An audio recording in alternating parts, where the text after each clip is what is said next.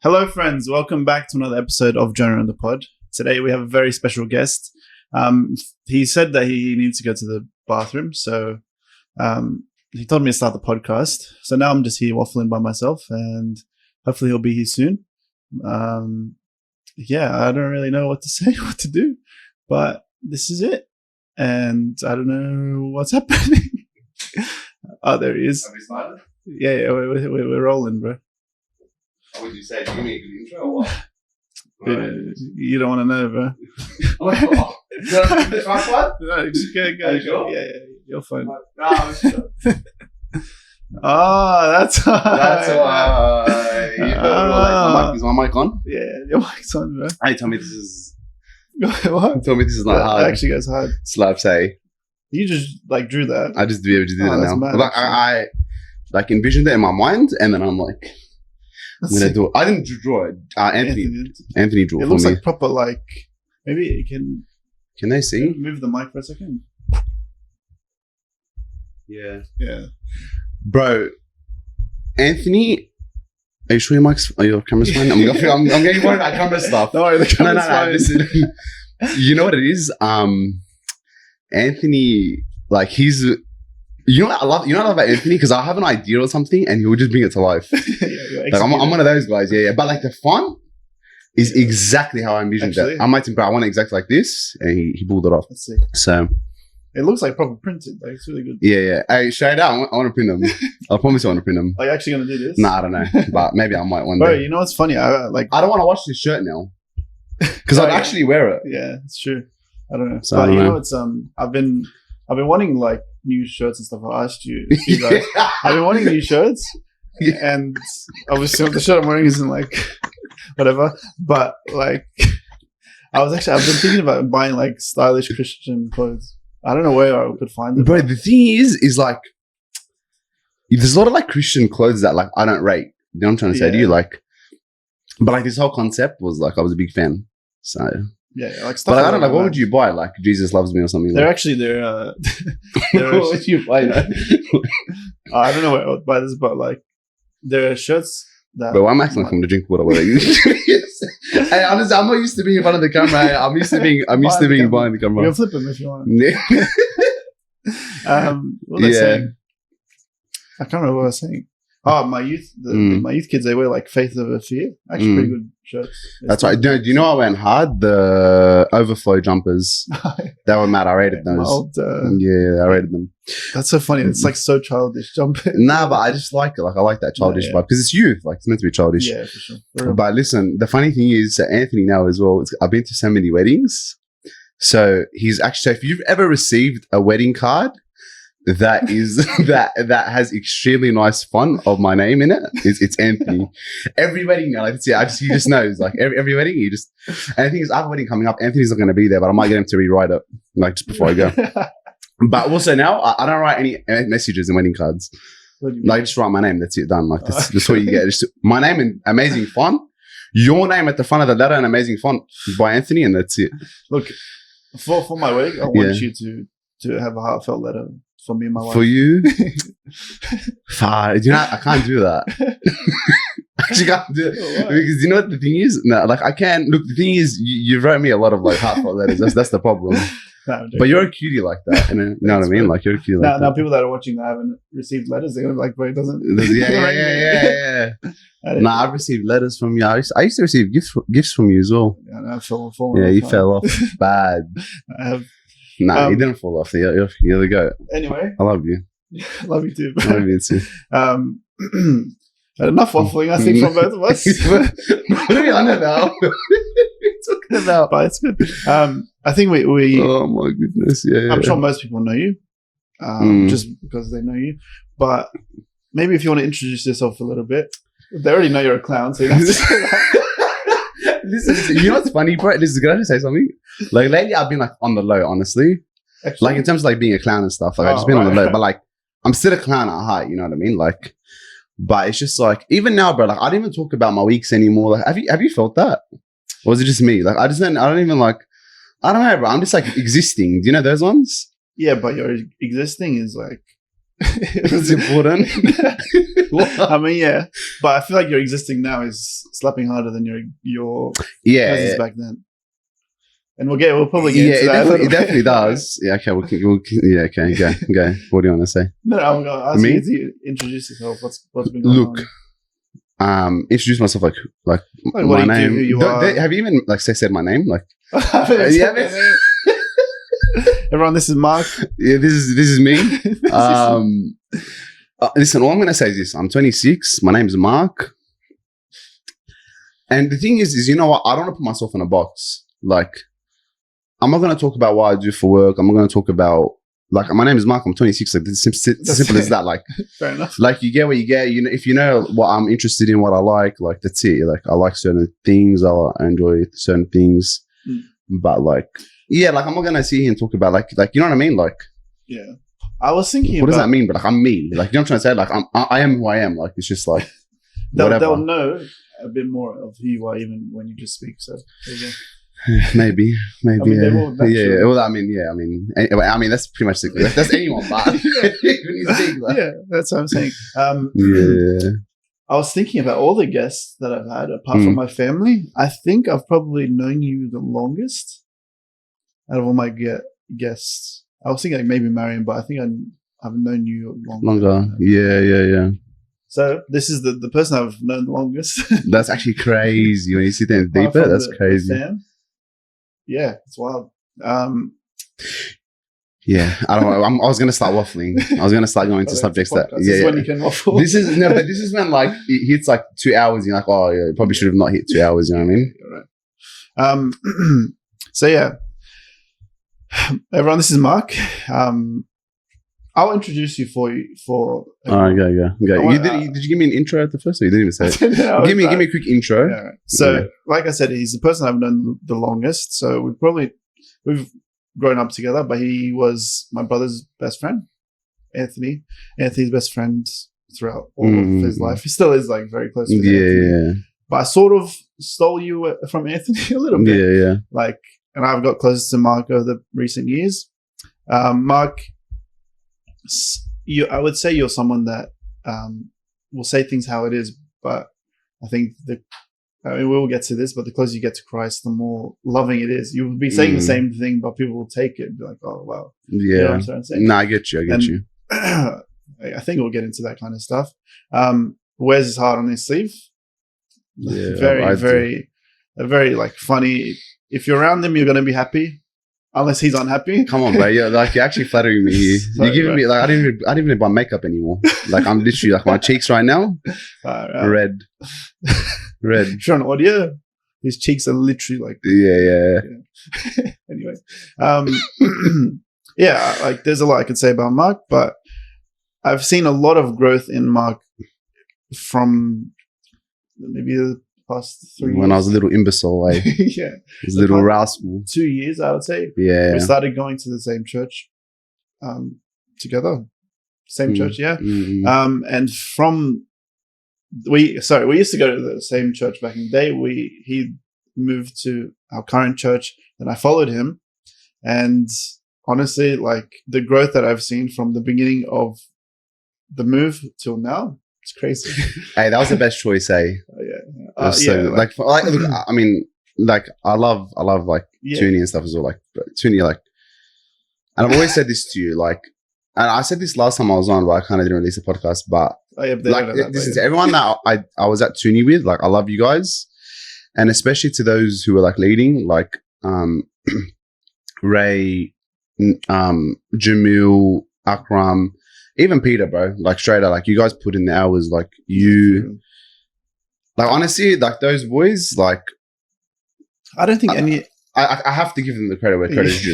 Like you know what it is? It's like they literally sprinkled the seeds on all of us, like every single one of us. Like and that's like that doesn't go unseen. You know what I mean? Like even though we're grown a lot and we're much different now, like they definitely like even, at the time we didn't realize, but they planted those seeds. Yeah, even Roger for you. Oh, bro. Roger, listen, Roger, listen to me, bro. I completely missed you because like you're on another like realm for me, bro. Like what you did for me.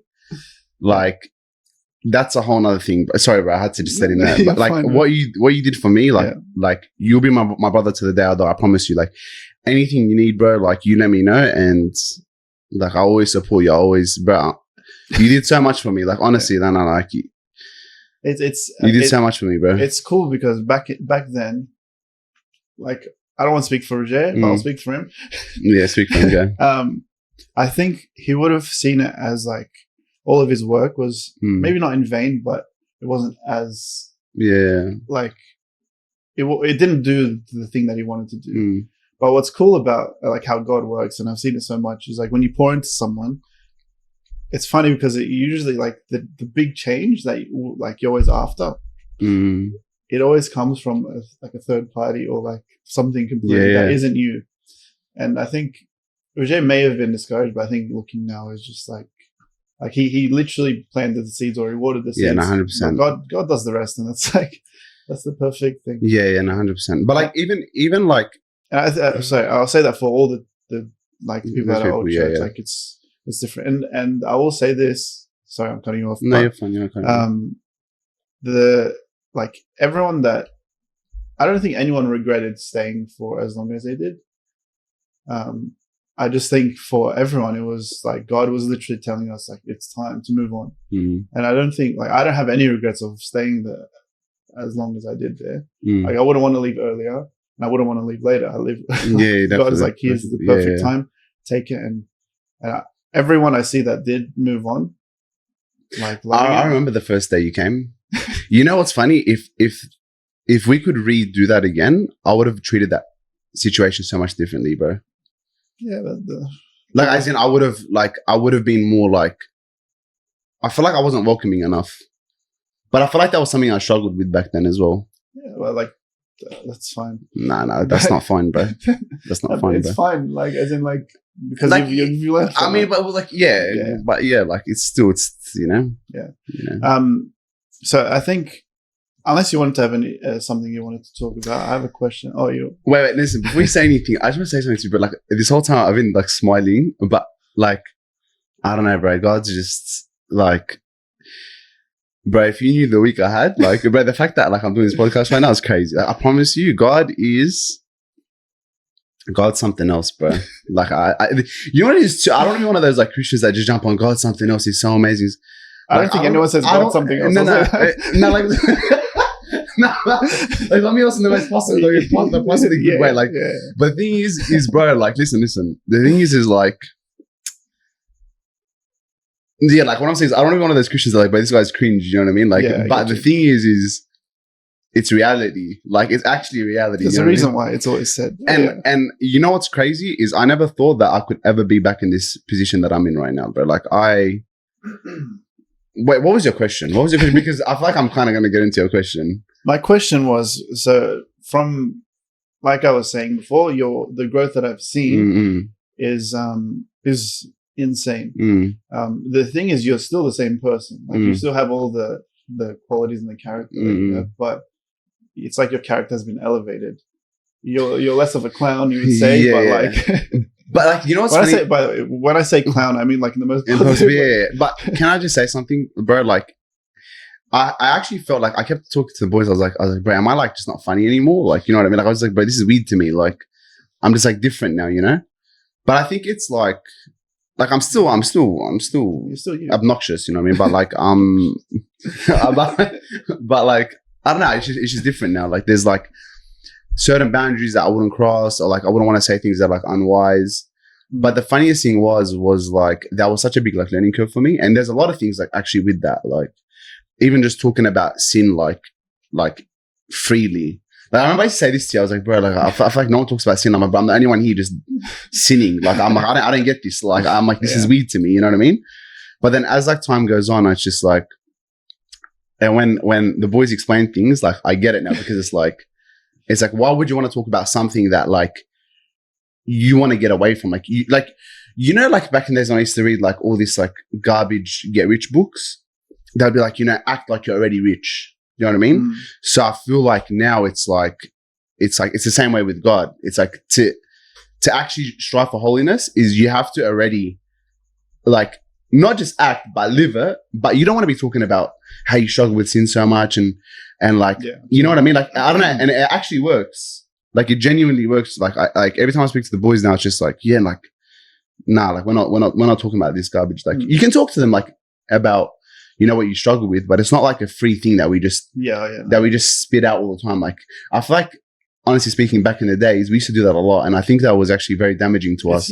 Where we thought it was beneficial, but it wasn't. It's because we're normalizing something, and that's why you have to be very careful with the way you speak, especially as young men. Yeah, honestly, I was going to say, like me as a youth leader, the way I have to speak about certain things about like to the youth, like talking about something like lust would be extremely like, I'd have to tread it so carefully because maybe someone hasn't been exposed to that. Maybe what I'm saying will expose them to that. So it's like, you know, that's the thing. But even if someone is exposed to that, if I'm speaking about it more than they've experienced, then you're exposing them still to more. And then you think to yourself like, oh, like, you know, these guy struggles with it. Like, it's all good. You know what I mean? Like, that's not what you want. You know what I mean? Yeah.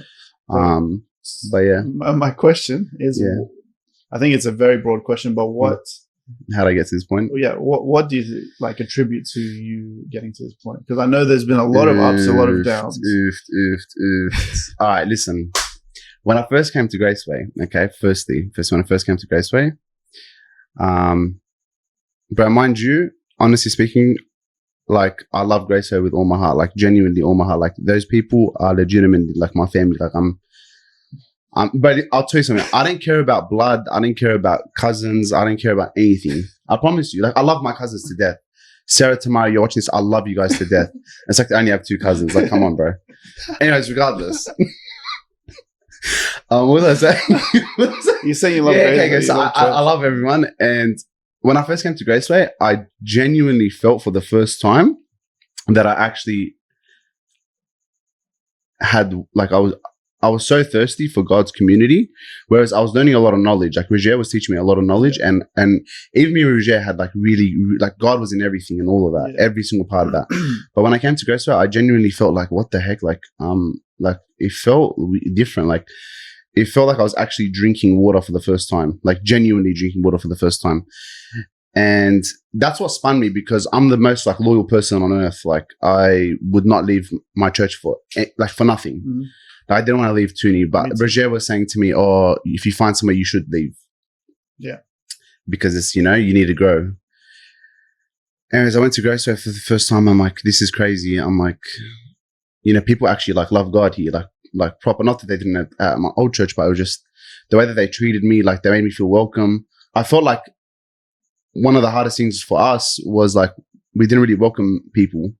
We're very, like, groupy, cliquey. As most churches would naturally be. Exactly, you know, and I don't like that. And I like the fact that even still till today, like my cousin, like, tomorrow will be like, I'll be there at church. Like, have you seen anyone new? Like, you know, I love that. Like, that to me is like you're amazing. Like, I love you. You're actually amazing.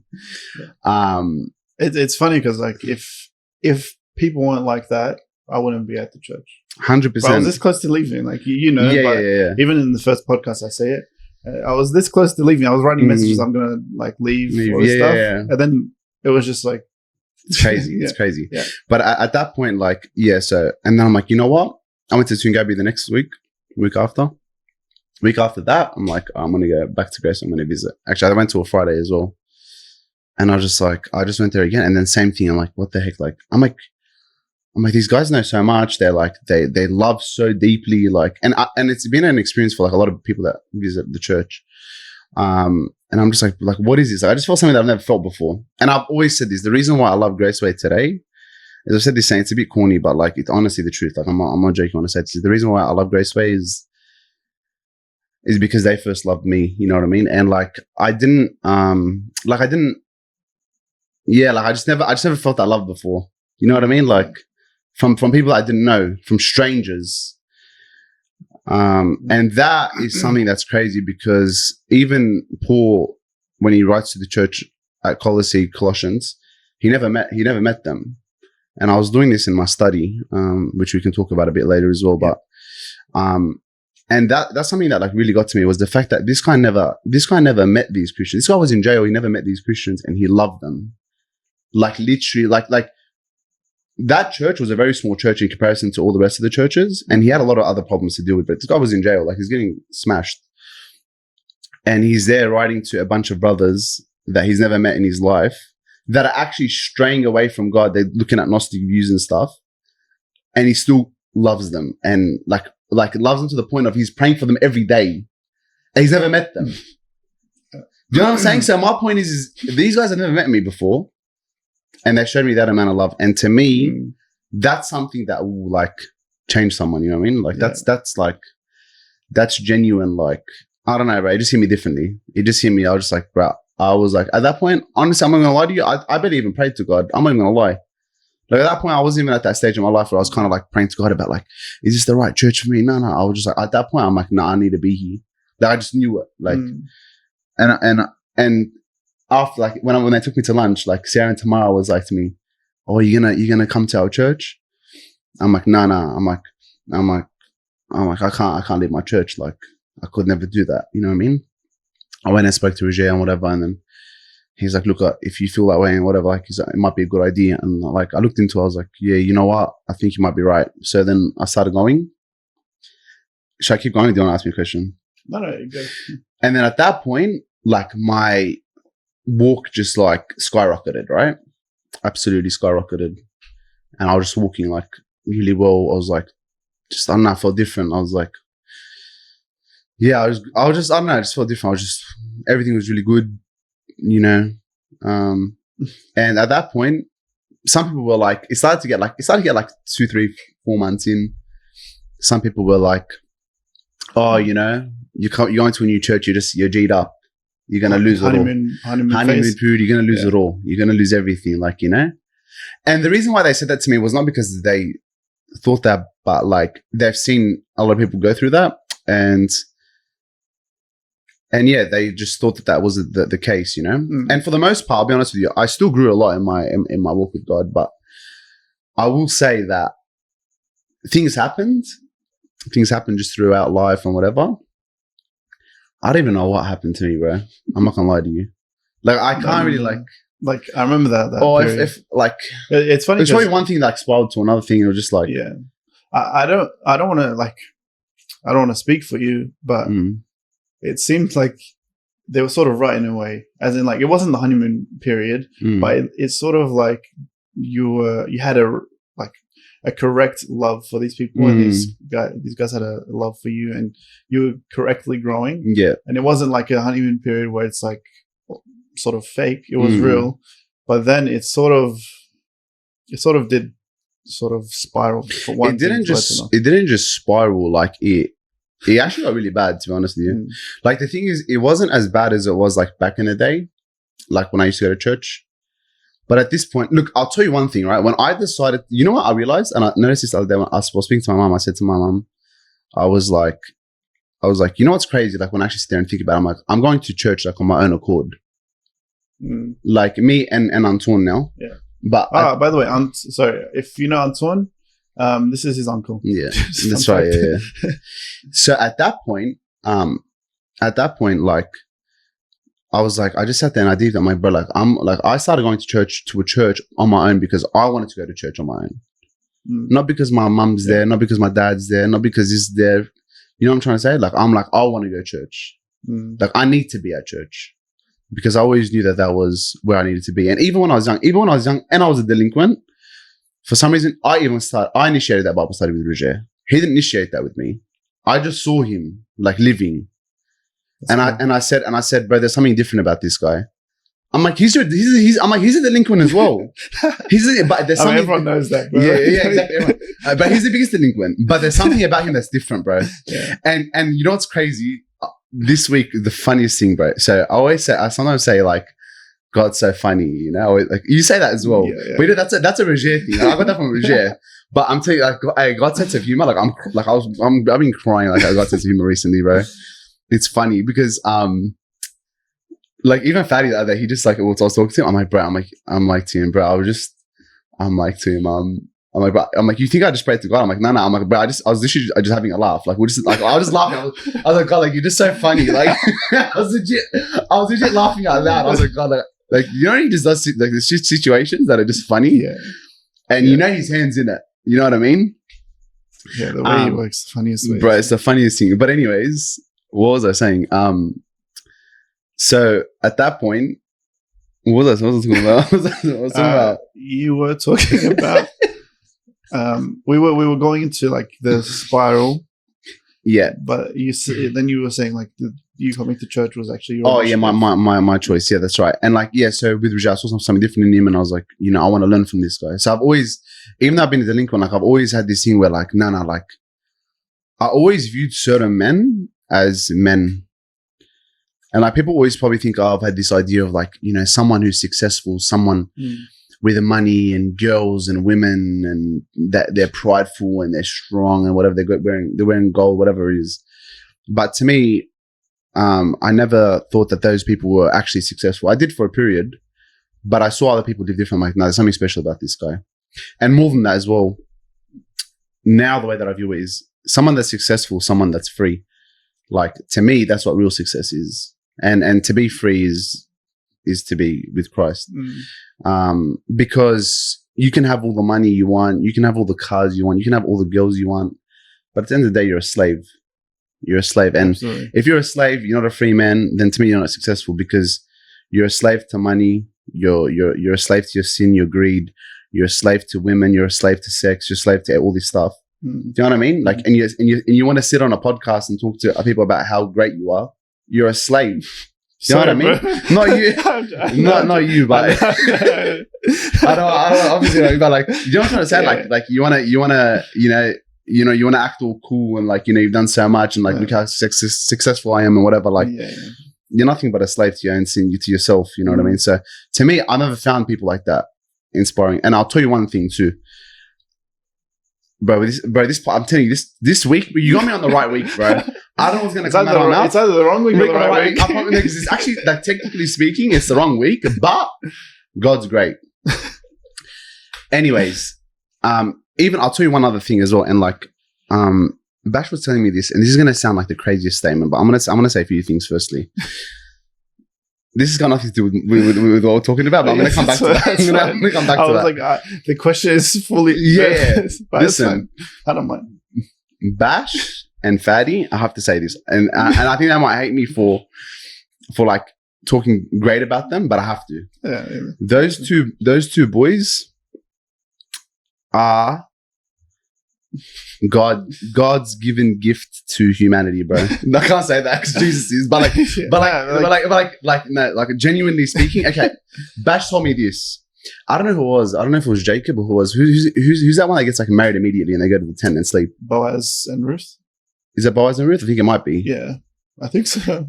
Did Boaz's mum die not too long before? Do you know? Yeah, she did. Yeah, and it says at that point, when he slept that night with Ruth, he felt comforted. Right. Yeah. He says that. It says that in the Bible. And it's crazy because at that point, even though he's got God and everything, at that point, when he was given a wife and he went to bed, at that point he was comforted. And I'm not just saying this. I know this is a high coin to say, but after my dad, I can genuinely say, like after my dad's passing, I can genuinely say that Bash and Fadi have brought me comfort, like just in life. Like, bro, they have, like they're just they have genuinely like showed, because if it wasn't for them, I'll be a complete loser. I'm being dead set honest with you.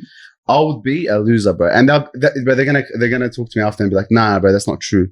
I'm telling you now, bro, like, they've just encouraged me to a point of bro. And I need to keep talking, bro. I have to get this off my chest, bro. You know what hit me hard? It was one random day, bro. I was even meant to hang out with Fadi. You've probably met Fadi on the podcast before. Yeah. I wasn't meant to hang out with him. He was getting his car serviced, and I'm like, bro, I'll come pick you up. Like he was gonna go Hungry Jack's during the day. I'm like, and bro, mind you, that guy's, bro. Anyways, he's done a lot of things. But anyways, we're walking back to my car, and we're just talking about God and stuff. And I'm like, and he's like to me, I'm like to him, bro, I just want to keep like following Christ and like, keep doing well. And this is why community is so important to everyone. Community is the most important thing. I don't care what anybody says. And COVID showed all of us that. But when I was walking with Fatty to his car, he goes to me, bro, I'm like, Tim, bro, I'm like, he goes, bro, he goes to me, I got to do more, bro. He goes, I'm not doing enough. He goes to me, you know, like, I got to be doing more. Am I recording? Please tell me I'm recording. Yeah. I just always okay. double check. You know, he goes, I got to be doing more. I'm not doing enough. And I'm like, what do you mean, bro? I'm like, bro, you're working 7 days. Every day after work, you come, you have either a Bible study, something's on. You're serving in some way, some capacity, you know? You fight sin like it's serious. Do you know what I mean? And he goes to me, no, I'm not doing enough. And I'm like, bro, in my mind exploded, bro. I'm like, what do you mean you're not doing enough? I'm like, bro, if you're not doing enough, what the heck am I doing? I'm like, I'm doing nothing. Do you know what I mean? And like that hit me in ways that has never hit me in my life. Like at that point, I was like, nah. I'm like, he's right.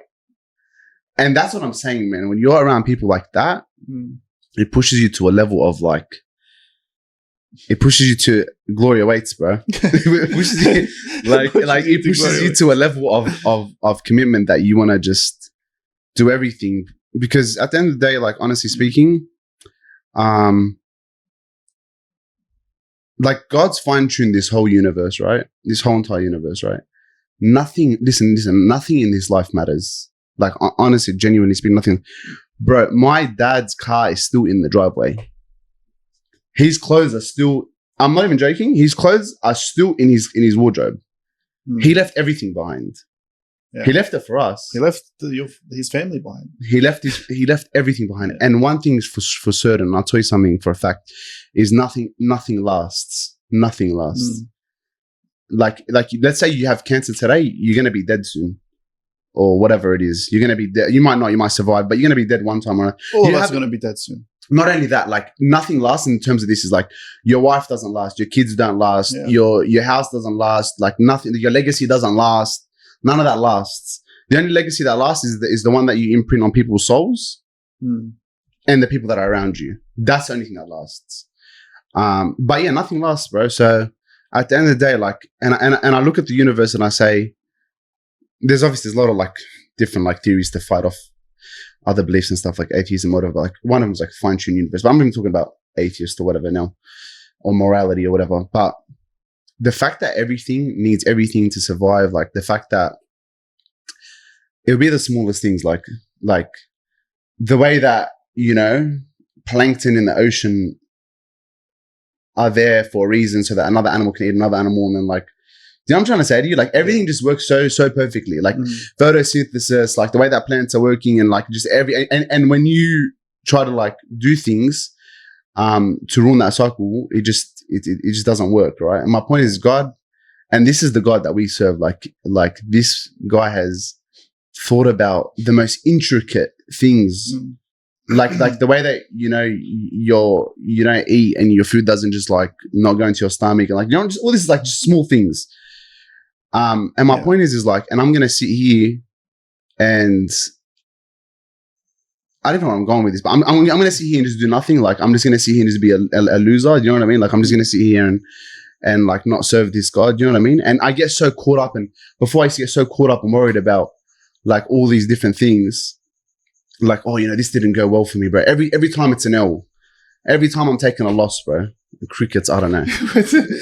Maybe I'm boring. Maybe I'm boring. Where'd that come from? I don't know, but so honestly, you're gonna have to deal with it. Yeah, that's fine. Listen. I have to just. I don't know. I'm right now. I'm just. That's fine. And so my point is this. My point is no. I'm not gonna choose that life anymore. Like I've had enough, bro. Like I'm going. Like people say that they want to see the Lord, but and you know what the thing is I always thought this about myself. I said, you know, when people say, oh, like when you see Christ, they're going to say, you know, good and faithful servant, like God's going to say that about you. I always said this to myself. I always said, no, that's not for me. That's what I used to say. I said, no, that's not for me. In my mind, I'm like, I'm never getting that title. Right, yeah. And I've accepted that. Like I'm a Christian. I've accepted I'm never getting that title, but it is what it is. Like I'm still a Christian. That's actually how I used to think. I'm not joking. I promise you. But as of recent, I said, nah. I said, that's for all of us. Yeah. Every single one of us, bro. That should be for all of us. it should be for all of us. Yeah, but yeah. I'm saying is in like you should have that mindset. Yes, It's for you. Yeah. It's that we need to get up and do our part. And like, there's nothing, and I can tell you this for a fact. Like, and I've seen it in my own life. And I'm going to go back to my story or whatever you want to talk about. But and as of recently, I've been told, or Fatty actually said this to me as well. But there's a lot of Fatty content here. But the bash is coming soon too. You're crying, eh? Oh, it's fine. I have to. Yeah, they've had this similar impact. Nah, because like, yeah. You know what it is? That's a whole nother conversation. I always sidetrack. I'm going to stay focused. All right, listen. He said, if you're faithful to God, he honors that. Mm. And I can't tell you anything truer than that. Like, he will honor your faithfulness to him. And your faithfulness to him is the way that is another expression of love. Like, it's how if you're faithful to God, I'm definitely boring at this, right? You know me, but I just I'm joking. But listen, yeah, like, yeah, if you're faithful to him, he will honor it, and he will honor it in ways that are incomprehensible. Incomprehensible, bro. Like, the things that have happened to me in the last 2 months alone, like, God is unreal. And it's not that I expected any of those blessings, not one of them, but it's a true showmanship of his character. It shows you that this is who God is, you know what I mean? And not that, even if he didn't give you that, but it shows you that he wants to give you that because he loves you enough. Do you know what I mean? Yeah. Can I ask a question? Let's say, so you're in this place right now and you've seen God work. Yeah. I guess in you. Yeah. To infinite fold. If let's say like life gets extremely tough, do you feel like you are able to persevere through that stuff? 100%. And why do you think that? You're a funny man, bro. You're a funny man. No. Why am I funny? I can tell you one thing. Okay, so first thing is this. I usually stray away from God when life's going really well. Usually. Right. Not really well, but it's like it's fine. Like, I don't have anything severe happening to me. But I can tell you one thing is, like, I have a lot of things that are happening in my life right now. Do you know what I mean? Like people don't know. You know what I'm trying to say? Yeah, like, you know what I mean? So, like, for me, it's like I made a promise to myself that I'm going to be consistent. Like, there's no more of this. Like, I'm not having it anymore. Like, bro, one time Bash sat down with me and he shook, like, it was like a movie. Like, we walked out of this restaurant. I was just sitting there chilling, bro. At this point, I was sitting there chilling. He came in. He goes, I want to talk to you, bro. I'm like, yeah, come speak to me. Mind you, these guys are the most blunt, like, not blunt, but like, these guys are the most loving, but also at the same time, like, they'll put you in your place, you know? And I love that. There's nothing that I love more than that. It's funny because, like, sorry, I'm going to cut you off, but people would look at Bashar and say, like, something that he lacks is like that, just get like directness in when he's leading, whatever. But when he's with the boys, it's the best. It's so good. I'm gonna pull up messages. I'm gonna tell you the exact everything. But listen, he's coming with receipts. Yeah, I'm pulling out receipts. Everything, bro. Everyone's getting receipts. Every single one of these. But what was I saying? I was saying, when you at restaurant. Yeah, the restaurant. So, bro, Batch literally, like, it's like we walked outside. And it was like, he didn't actually do this, but it felt like this. It was like he grabbed me by the shoulders and he was shaking me, like, wake up. Like, he was like, bro, you got to pick. He goes, you can't have one foot in, one foot out. He goes, you got to pick, like, what do you want to do? Do you want to serve the Lord or do you not want to serve the Lord? He goes, stop playing games. You know what I mean? And at that point, I ignored him. At that point, I just wanted to start living my life again. I didn't even care. I was like, whatever. I cared. Like, he's my brother to me still, regardless, you know what I mean? But I just kept doing my thing, you know what I mean? But knowing you, you would know he's right. Yeah, that's 100% me. Yeah. That's 100% me. But as well, like, yeah, that's very true. That is me. Well, actually, no. That was me. I'm not, as I said, I'm not doing that anymore. That's good. And I'll tell you one thing, right? So back to he said that I wouldn't change, or like, why wouldn't I change if I'm going through a tough time? Firstly, I feel like I've already been through enough like tough times to challenge that. I've always felt that, like, as I get closer to God, if I do stray away, I stray away, but not to the extent that I would have before. So it gets like a bit less. But as I said, like, I'm not doing that anymore. Like, I'm staying consistent through everything. And more than that, I have brothers around me, a good community and a strong community that are going to help me through that. I'll tell you one thing, man. Like, I'm not being childish anymore. Like, I'm sick and tired of being a kid, moping about my problems, complaining about rubbish. But I have friends that are in much worse situations than me right now. Yeah. Right? Mm-hmm. And that you would know of too. And I promise you, I have not heard them complain once. Who am I to complain about my stupid situations? You know what I'm trying to say? Yeah. And even as tough as they are, I'm not discounting my own problems or whatever. I don't want to be that guy. Like, but at the same time, it's like, man, like, grow up at the end of the day. You know what I'm trying to say? Like, grow up. Like, that's life. Like, what am I going to do? You know? And more than that, I'll tell you one thing. As long as it's not something that I've done to make these repercussions come about, if God's put it in my life, then that's all right. But if it's a result of my sin, then that's bad. Do you get what I'm saying? And me and Fadi had a conversation literally just before we came, like, where we just spoke on the phone for like an hour, legit. Like, it was a mad convo, but it was a crazy convo. But yeah, so, and we spoke a little bit about that as well. It's like, man, we are here to follow God, and we're here to do it at the best of our abilities and at no cost. Like this is what I was saying with the fine tuning thing. This is what I was saying. It's like, I have a problem, yeah, like whatever it may be in life, but it's like, this God is like, so like, where's your faith in God? Like, you know what I mean? Like, this guy, he knows everything. He knows everything about you. Yeah. And you're gonna see he worried about some situation because certain doors were closed. I'm starting to come to the conclusion that, you know, like, that sometimes it's not always a bad thing. Like, God's hand is in all of it. And before, I never had that perspective.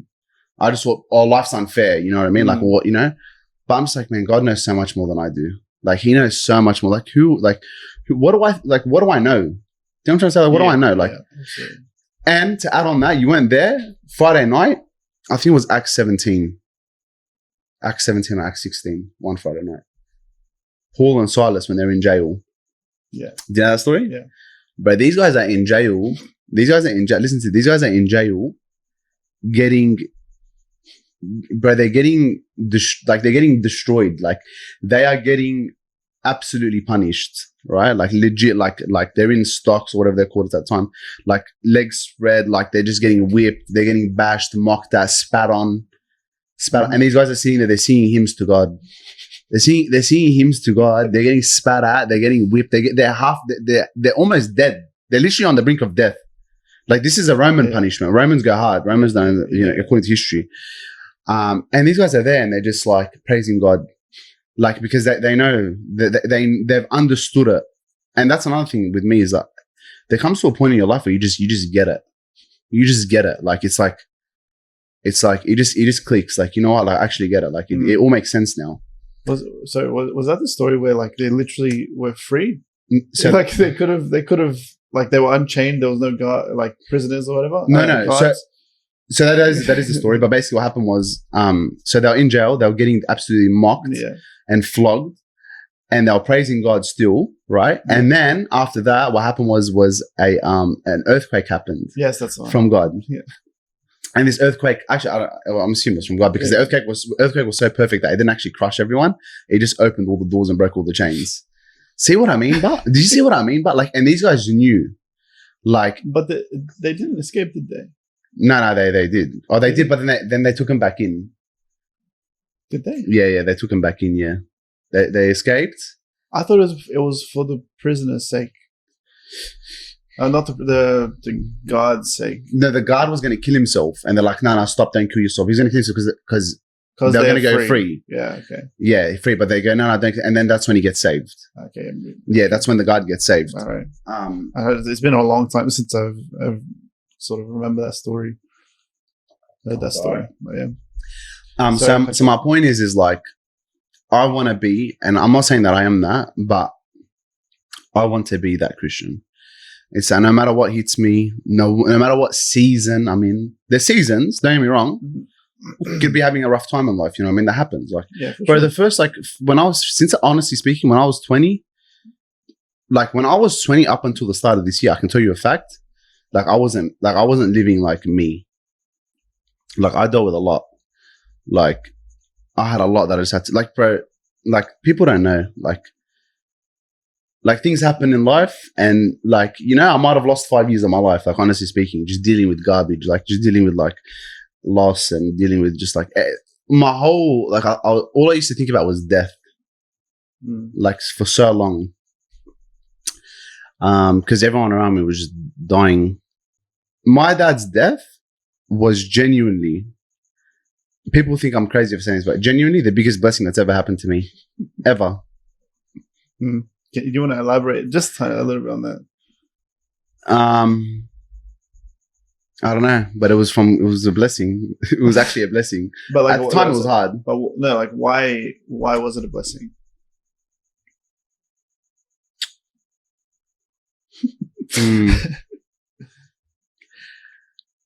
It's because like it's made me understand. Like it's made me have this mindset that I have now. Like, I'll be honest with you. Like, if it wasn't for that, like, I don't know if I'd think about the way that I think about life. Yeah. Like, I'd still be, because you know what it was. I used to live in a fairy tale, like a legitimate fairy tale. Like, I'd wake up, both my parents are living. You're there, kicking back. You know, you're just in school. After school, you're just living life. Like, you just up on card. You're living life. Yeah. You know, you're just like, you go out, you get your first job, second job. You're like, you know, you're living in a fairy tale, and then something like that happens. Yeah, something like that happens. I promise you, your whole world flipped on its head. That night when it happened. Listen to this. That night when it happened, this is what I was saying about the comforting thing and that's how I feel about Fads, Fadi and Bash. That God like led them into my life as well after my dad, and that comforted me. What I'm saying is this, bro. Like, with that night when my dad passed, I was sleeping in my mum's bed because she just wanted someone with her. And my mum was wearing, like, she put on gloves because she was just cold, she was shaking. And I'm just there, like, laying in that bed. I'm looking at the roof and I'm just like, this is funny because, like, my dad was like my rock. Like, nothing. Like, it's like, you know, when, like, you look at God and sometimes you think, like, oh, you know, you're God, like, I have all my, like, he's your cornerstone. Yeah. Your father's usually like that in, like, on earth, you know, like, nothing wrong can happen because I have my dad around. Yeah. You know? So now that's gone. So I'm there, like, I don't know what this feels like. I'm like, what the heck's going on here? I'm like, you know, so at that point, I'm just there, like who do I talk to? Like, what do I do next? Like, what's, like, if I have a problem, like, who do I go to? And this is why it was the biggest blessing, is because it forced me to really treat God like my father. Yeah, I love that. You know what I mean? Because at that point, I don't know if I would treat God the same way I do today if I still had my father around. And that sounds crazy. It's not for everyone. But it was for me. I can tell you for a fact it was for me. And the way that I have a relationship with God now, it's untouchable. And like, it's just, yeah, like now I can actually know it's taken a long time, but I know how to speak to God now. I've learned that. Yeah. I've built that relationship with him. Like, he's actually like I love my dad to bits. Like I love my dad. Absolutely love him. And I miss him. But at the end of the day, like, as crazy as this sounds, like, he's just my earthly father. Like, God is my actual father. You know what I mean? That makes me happy. Like, that's... I'll say this because I knew your dad. I didn't know him too well, but he would, like... Again, I'm not speaking for him, but he would make that trade any day. If you could actually fully understand that, that God is your heavenly father, and if that meant that your dad is no longer your earthly father, he'll make that in the trade. Bro, 100%. In a second. Bro, when I got up and did that speech at the funeral... Bro, I didn't even speak about my dad. Barely spoke about him. I can't remember. Yeah, probably, I barely spoke about him. The whole time I was giving God glory. The whole entire time. Because I knew that's what my dad would have wanted. Yeah, absolutely. You know what I mean? And also as well, I just want to say one more thing while I'm on that topic. When I was doing that speech, and I got up by myself, I did it on my own. First, I didn't even know how I did it. I'm not gonna lie to you. Like, that week was just crazy. I was actually on my birthday, like pretty much on the same day, like the day after was my birthday, my 21st birthday. Yeah, well. When people ask me what I did for my 21st birthday, I'm like, bro, you don't want to, don't ask questions you don't want to, don't ask questions you don't want to know. So when I was doing that speech, I remember there was a part where I was about to cry. And as soon as I'm about to cry, like, I look up, because I'm reading off this paper, I look up, and down the aisle, I just see like, because the church was packed. So it's like literally just, like the eye on the Arabic church. Yeah. I just see Anthony, Johnny, and Binny. Bro, and I look at them and I was like, in my mind, I was like, bro, these are my boys, like for life. Like, these are my boys for life, bro. Like, at that moment, I was like, yeah, I just knew. Like, they already were my boys. But at that point, like, when I just saw them there, bro, like, for me, like, in that time, I was like, nah, like, and like, even till today, like, those boys, like, I love them to absolute bits. Like, I'll go to the ends of the earth for them, bro. And Johnny, like, even though Johnny and Binny, like, sometimes I don't see them as often, probably see Anthony more. Yeah. More recently, I've been seeing them, but like, even if we don't see each other, bro, it's like, it's nothing. It's like, there's still more, like, every time we see each other, it's like, it's always love, or like, we'll call each other, like, you're just like, and even Binny now, like, I'm going to say this, I don't really care. Like, I'm going to say this. He has been the biggest inspiration to me, like, as of recently, like, and I messaged him the other day. I said to him, bro, like, I love, when like someone just loves God so much, like, it's like a childlike love. There's nothing that G's me up more. And love in general has been a big topic that, like, I want to speak about slightly. But yeah, love for me is a very, like, big thing when it comes to being a Christian. And more than that, I think it's the single most important thing, because it's like, if you don't have anything, like, you have everything but love. Yeah.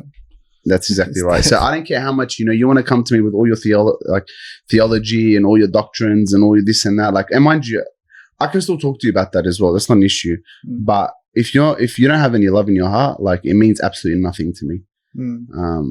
But you know how, like, what a blessing it is and what a privilege it is to actually, like, know sort of where you came from. It's not like even where you came from, because, like, you had a good life, like, and I think your knowledge is very good. Like, and I don't think your knowledge has ever been bad, but from what I could see is that what you lacked was love.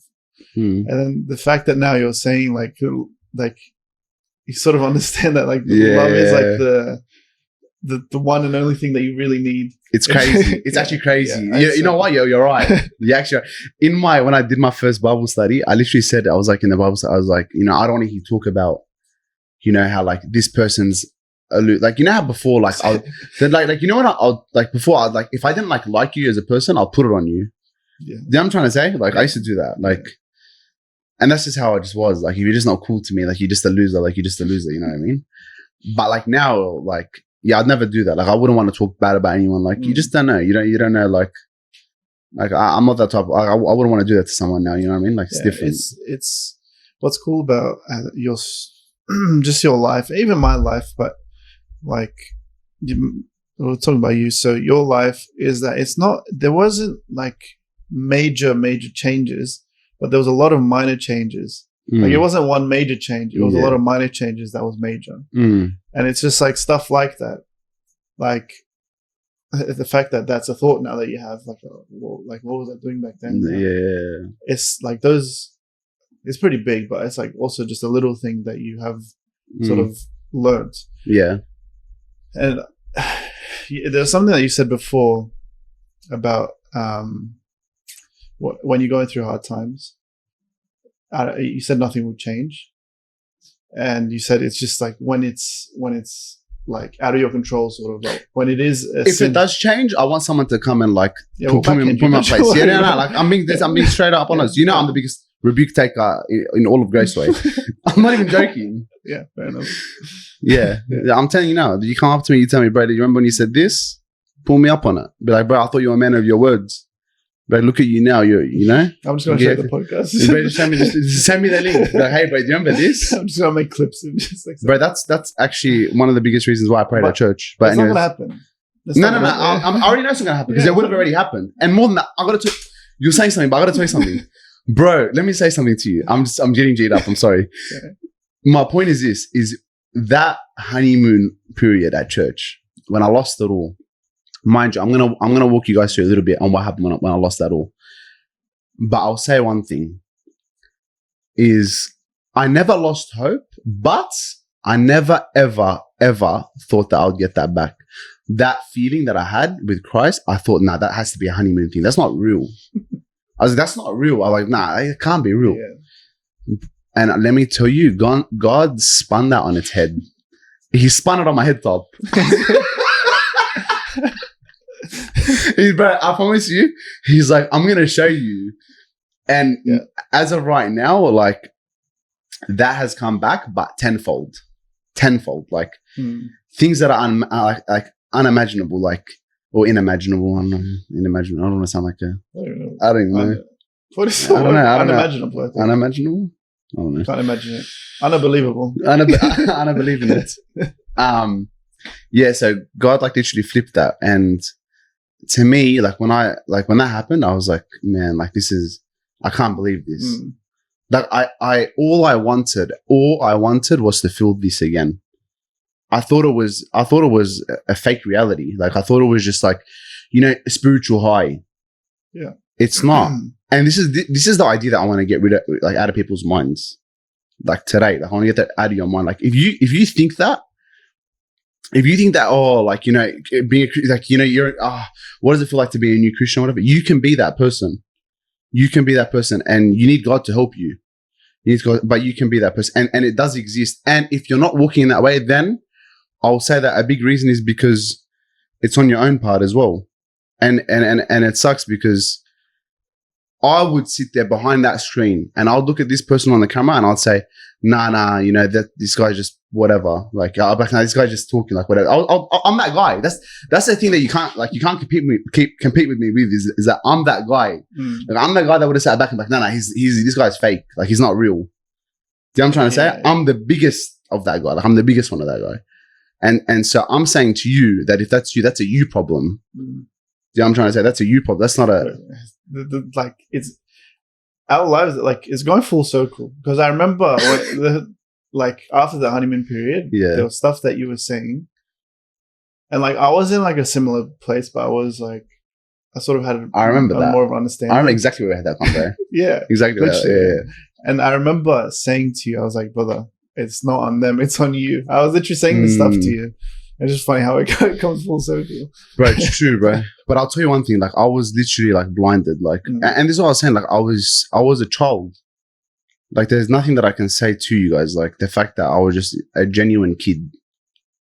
Like and let me just pull up some stuff, bro. I'm gonna tell you something, bro. Bro, why's my phone? It's my phone, that's right, bro. Get out of here. You know that I was gonna say when I was. Do you want me to waffle while you find the messages? waffle a bit.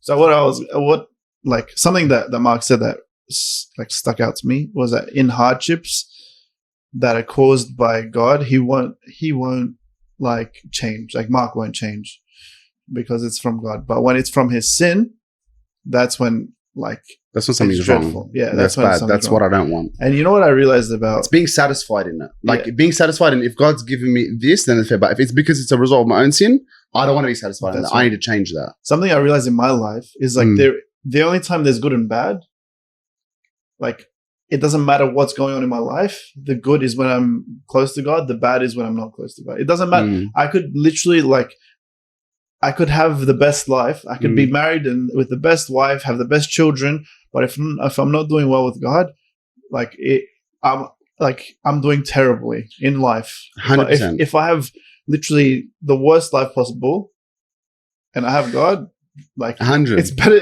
than anyone else's life. I'm telling you that. 100%, bro. Anyway, no, I agree with that. Like to the fullest, and more than that, I see that. I know people. Like in my personal, like people with everything, people with like that live good lives, that have this perspective, that have that. It's people from like these different types of walks. Like I've seen it all, bro. Like I've seen everything. It's like even it's nothing compares. But like I'll see these people and I'll look at Bash and Fadi and I'm like, I want what you have. I mean, not like I'm not praising you guys anyway, bro. I don't want to give you guys any praise, but all I'm saying is that you guys have been dedicated and faithful servants. And I want to say one more thing. You know why I respect them a lot is because they have that consistency. That's what I want. I want consistency for my own life. Absolutely. And like I'm just sick of the flakiness, bro. I don't want to be one of those people. I want to be someone who can be consistent and who can just keep moving, bro. And I'm telling you now, like like all the boys, but me, you, Bash, like Yusuf as well. They're probably like the boys that I'm closest to talk to God with the most. But I mean, all of you boys are amazing, and you have your own boys as well, which is beautiful. But like bro, we're not stopping. No. I'm saying like we're on go mode. Like we're on like that's it. Like bro, we're gonna things that like we're like things are happening, bro. I'm telling you now. The people like. Oh, man, they have no idea. No one knows what's coming. The things that I've seen of like the growth, even in the past like few weeks, not even like months or years, a few weeks, it's just crazy. Like, bro, and more than that, even the boys outside of church, like all my boys. If you watch this, I don't know if any of you are gonna watch this. I don't know if you're gonna know about this. I might tell you. We'll see. But all of you, I love every single one of you. And bro, God's working in all of their hearts too. And it's, bro, madness is happening. Madness is happening, bro. Fatty was at Christian's house the other day. We're having a convo. Like things are happening. Hearts are being stirred, bro. Yeah, absolutely. I went with Michael to Kurong. We bought a Bible together. Bro, Michael's been popping off too. Michael, if you're watching this, hey, Michael, if you're watching this, bro, you're a goat. You're a goat. All the boys. Bro, and then I shared, I didn't share, like, Sandros already knows the gospel, but we spoke a lot, like, about God and stuff, questions and all this stuff, and I'm like, bro, like, this is amazing, bro. I said this to you before, but, like, your change is the catalyst for other people changing. That's what they say, bro. I'm telling you, it's, like, the truth. Wait, let me find this, bro. Yeah, continue. I'll say this, if I'm going to use lust as an example because it's just the easiest example to use. If there are a bunch of boys, like, or a bunch of people struggling with lust, and then one person, and they're all just struggling, and whatever, and then one person just comes out, like, within that group and says, guys, I've conquered lust. But what kind of effect do you think that would have on everyone else? It's going to have the biggest effect. Yeah, it would be. Yeah, because if everyone around you is struggling with lust, or everyone is struggling with like being close to God or whatever it is, it's going to be extremely hard to get out of that. But once you see that it is possible, or it is like, it doesn't matter the life that you live or who you are or how bad it is. Once you see one person come out of that and they've conquered it, or they're striving, they're thriving. Yes. Brother, it changes everything. Bro, when you see people that are being nuclear toward their sin, like they just take it to another level. Like that inspires me. That's what I'm saying. And like even when like Fadi was saying to me, like, I'm not doing enough. I was like, but what do you mean you're not doing enough? Like, you literally don't have even time to sleep. Like, your doctors told you you're pretty much unhealthy. Like, you got to get yourself sorted. Like, you know what I'm trying to say to you? And he's like, nah, I'm not doing enough. And that's because he knows glory awaits, bro. It's when you see God, it's like, are you ready to see God? Like, what is your life going to account for? And that's what I'm saying too. It's like, and more than that, I'll tell you something. You know what's the most amazing? I'm going to come back to these messages, but you know what's the most amazing thing? Back in the day, life was so simple because you had a community, you had a village. So every morning that you would wake up, you would go and serve your community, right? And that's a good life because you know. But in an age of information, what happens is information overload. And so what happens is that you don't know what to do. You don't know where to start. You're at a freeze. And my point is why I love being a Christian is at this point, look, I have a lot of other aspirations as well, like a lot. But my main one is to serve God to the best of my ability. And that makes life so much more meaningful. It's like you have something to pursue. And I'll tell you something even crazier. The happiness, do you know where happiness comes from? This is a whole happiness. Do you know happiness comes from not actually achieving your goal? Happiness actually comes from this is psychologically proven. People are mostly like happy, like, or feel good. That feeling comes from like, no, it comes from actually having a goal and pursuing that goal or chasing that goal. And when you're doing that, what happens is that you feel, and you'll notice, especially in men as well. Like, let's say you're doing everything well, like you're like, let's say you're stagnant and you're doing nothing. You feel so useless. You feel so groggy. You just feel ugly, right? But let's say like, at work, you're doing really well. You're moving up in the ranks, whatever.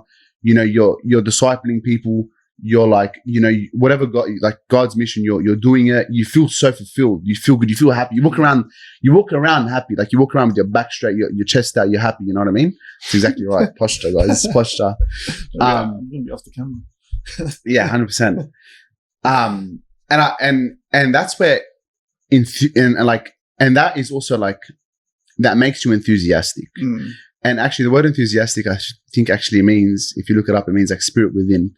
So it's actually a very Christian word. It's actually and that's actually that's actually peak happiness. Happiness really is like kind of like enthusiasm. Like, how do you explain when you're happy? It's usually when you're enthusiastic. When you're enthusiastic, you're usually happy. And so what I'm saying, and if it means that the spirit's within, I can pull it up for you guys. What that kind of means is like, yeah, search it. I was searching. Yeah, search it up. Yeah, I think it's spirit within, something like that, something along those lines. So my point is when you're enthusiastic, it's funny because it's like it's actually your happiest point, but it also means like spirit within. So it means that it's actually a very Christian view. It's like God's within you. Search it up.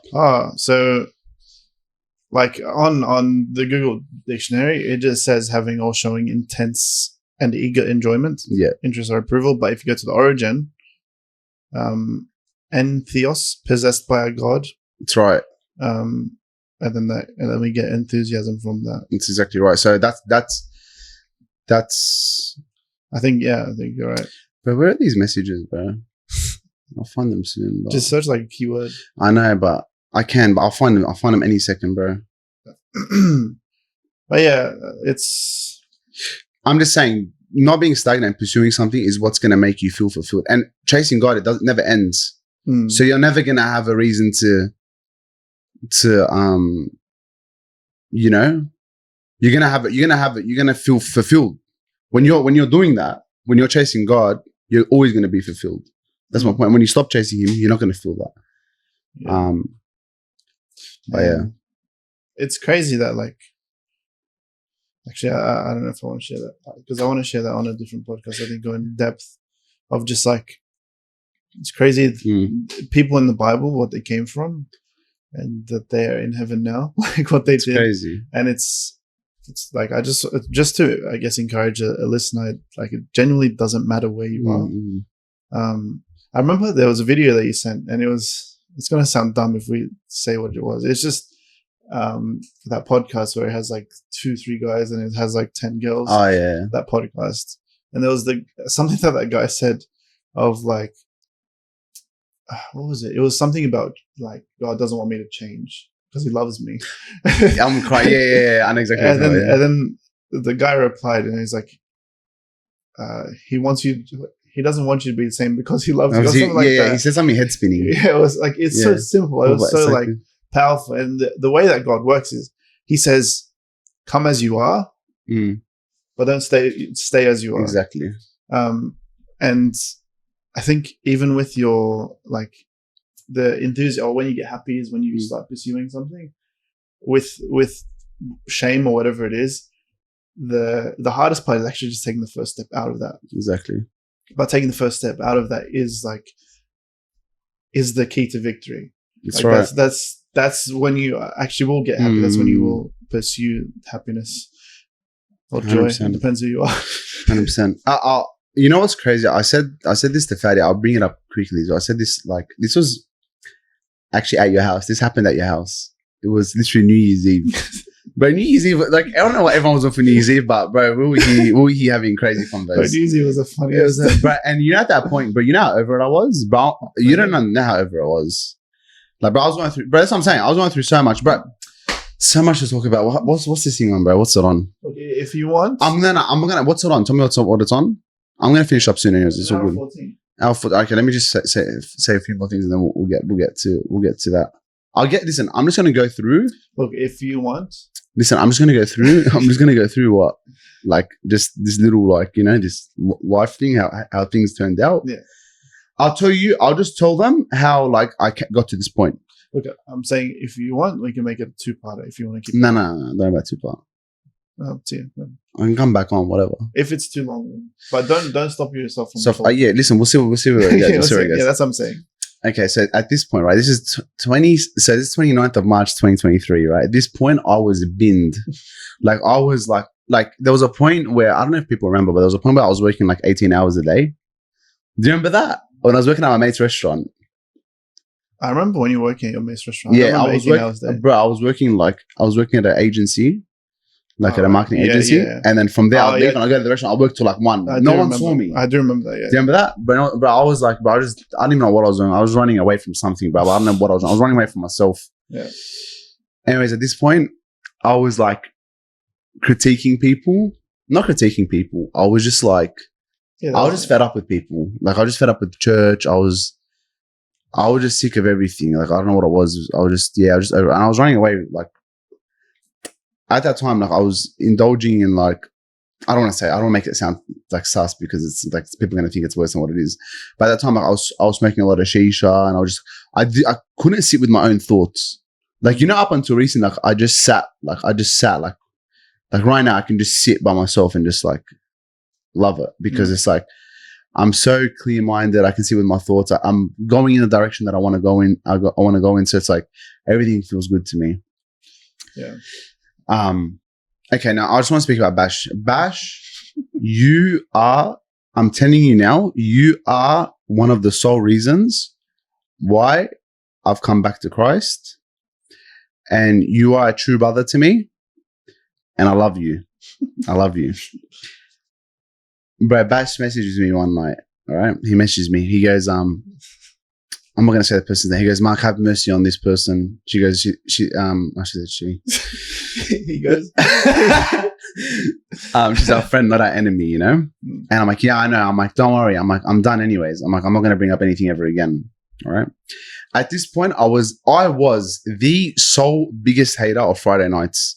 If you think that you're a hater of Friday nights way. I shouldn't say that, right? But it was the truth. It was actually the truth. I was a hater of Friday nights.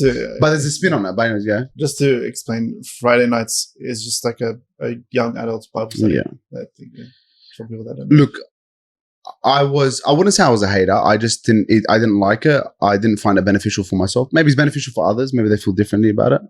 I didn't like it at all, right? But we'll continue. Maybe I'll say something about it afterwards. At that point. Because I think it, like, when you're in God's word, anything will be beneficial to you. It's just you. Like I said to you before, this is you playing on. That's exactly right. I agree with you. But so, like, I'm just gonna read this conversation with Bash. But this is how we would speak to each other. I'm like, yeah, I know. I'm like, Dorian, I'm done anyways. I'm like, I won't bring up anything ever again, right? He goes, Mark, stop saying that. This is not a way to debate or argue. I'm like, nah, I'm serious, Bash. I'm like, I'm serious, bro. I'm like, I'm done. He goes, I don't know if you will take it from me. That's what he said to me. He goes, I don't know if you'll take it, like what I'm about to say to you. You know what I mean? I'm like, I promise you, Bash. I'm like, I just can't do it anymore. He's like, this doesn't sound like someone willing to give and take. I'm like, anything I say, people just think it's hate. He goes, it's because you've been off. I'm like, if you feel that way, I'm just going to leave it, right? That's what I said. I'm like, if you feel that way, I'm just going to leave it from now. He goes, it's the way you present your opinions. He goes, what happened to the love? He goes, I want truth, but where's the grace? I'm like, Tim, it's gone, bro. It's been binned. He goes, then what's the problem? He goes, what's the problem? He goes, why do you run away from it? I'm like, I don't know, bro. I'm like, I'm just over it. It's the same old loop. He goes, Mark, things have been tough on you, but we are for you, not against you. Don't fight us, bro. You're not over it because of us or because of the Bible studies. I'm like, whether people are for me or against me, I don't even care anymore. And he goes, you're over it because Satan hates when you do well and he won't leave you alone. I'm like, bro, I'm sick of Bible study on Friday. I'm like, I'm not going to say that. I'm like, I love everyone, bro, but it's just a drag, you know? And he goes, our Bible study can definitely improve. He goes, but even then, Mark, he goes, there's a big part on you and or on the young guys to have their own relationship with God. Yeah. Friday nights may not make you excited about the Bible, but it's a drop in the ocean compared to the endless time we spend in the world throughout the week. I'm like, 100% agree. I'm like, Tim, bro, I'm just a write-off. Like, what can I say? I'm like, I've really been discouraged by God's people lately, and that's why it hasn't helped. He goes, bro, stop. He goes, stop with the lies.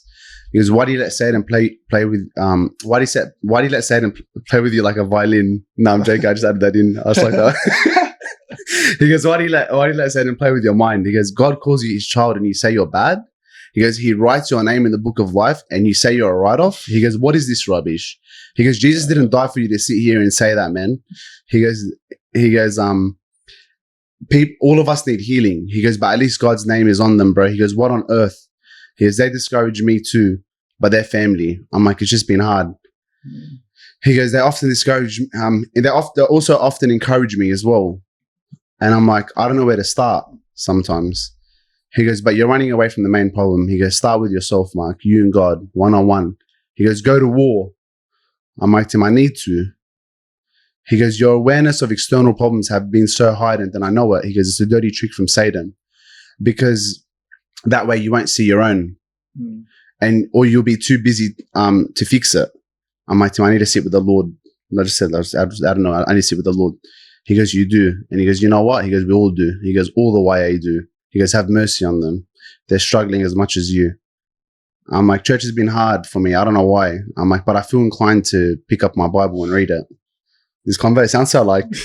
No, it's just like what's crazy is the drastic change from the start of the conversation. Let me keep going. I feel inclined to pick up my Bible and read it. He goes, the last thing they need is you pilling on them. I'm like, reading my Bible, picking up my Bible and reading it feels like something I can do. So this is the point. I wasn't reading my Bible. He goes, we're in the same boat. He goes, let's roll it together. He goes, but I said to him, when I think of church, I don't want to think about it. I don't know why. He goes, but how can you think well of the church when there's so much evil going on in your life? He goes, I'm not judging you. He goes, I'm not judging you, Mark. I'm like, Tim, judge me. I'm like, I need it.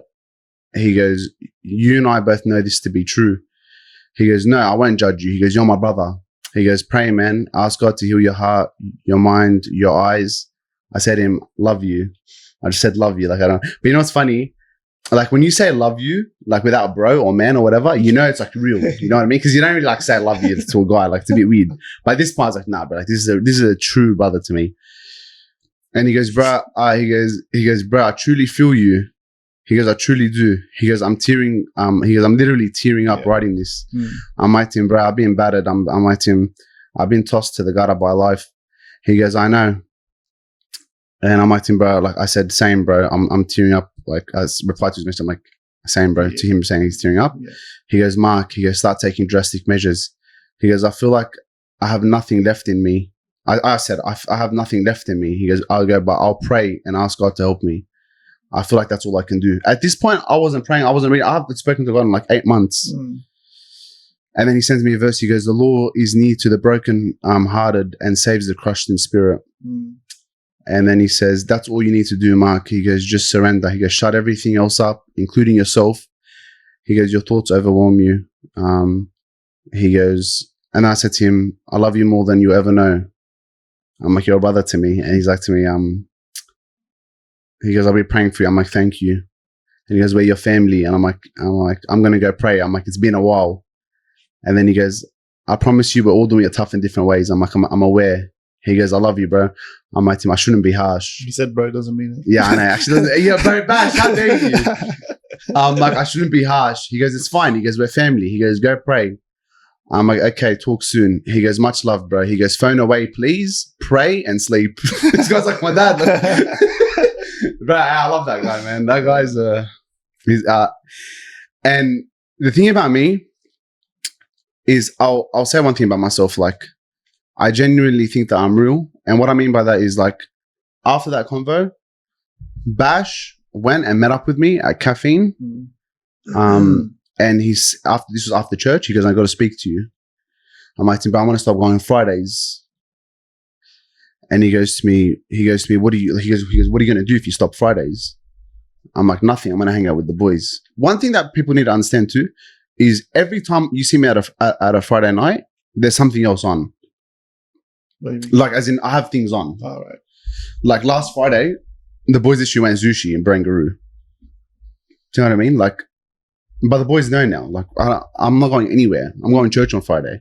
Like, even back in the days, you know, remember youth back in the days that you together. But if you went at church, like where were you? Like, we're actually we're having fun. Like, wherever you are, just ain't it. You know what I mean? So Fridays now, like even now, like, you know, the boys always come hang out, this and that. Do you want me to leave you a spot here? Do you want me to do this? Other people say, you know, something's going on. Nah, bro. I've got church. That's where I'm going to be.